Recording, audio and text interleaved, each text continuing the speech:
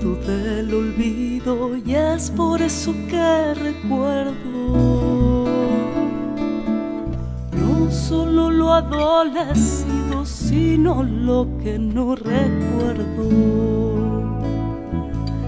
¿Quién puede, si es que pudiera, tener la memoria abierta y lamerse las heridas, vida adentro y muerte afuera? El impune, el asesino, cuenta con que me descuenta y no saben que al olvido lo culpan los que recuerdan.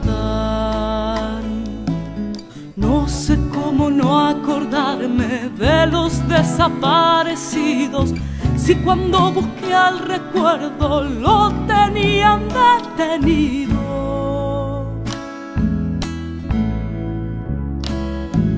No me maten otra vez, dijo el desaparecido.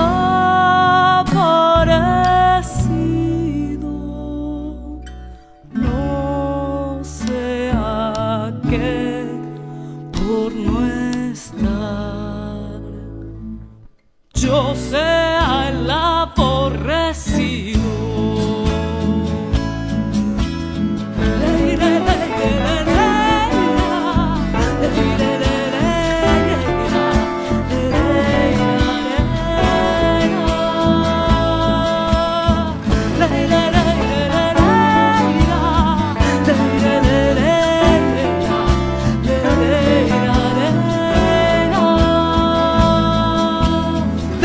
La memoria ahí donde se olvida el olvido, para que el verdugo sepa que donde vaya lo sigo.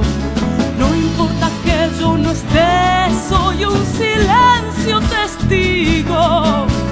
Si soy recuerdo y recuerdas, no olvides que no hay olvido. Cuando las madres pregunten qué fue de nuestro destino,